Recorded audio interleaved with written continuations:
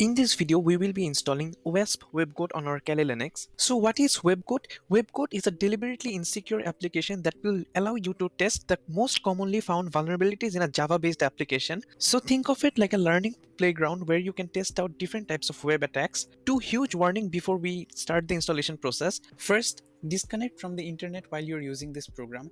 Your machine will be extremely vulnerable. Second, this is for educational purposes only. Do not attempt to use these attacks on any site that you do not have the authorization to. So with that out of the way, let's start the installation process. First, open up your browser, go to Google and type OWASP WebGoat and press enter. Go to the first link where it says OWASP WebGoat. When you're on this site, on the right side you will see a link called standalone jars under downloads. Click on the link and you'll be prompted to a GitHub page. Scroll down. Under the latest version, you will see a jar file. So for me it is webcode-2023.4.jar.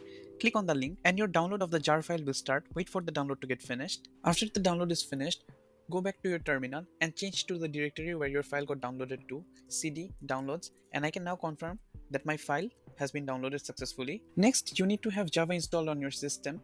Java comes pre-installed on Kali Linux. Type in the command java space dash dash version and I can see Java OpenJDK 17 is installed on my system. So I'll clear my screen and type java space dash jar space the name of the file and press enter.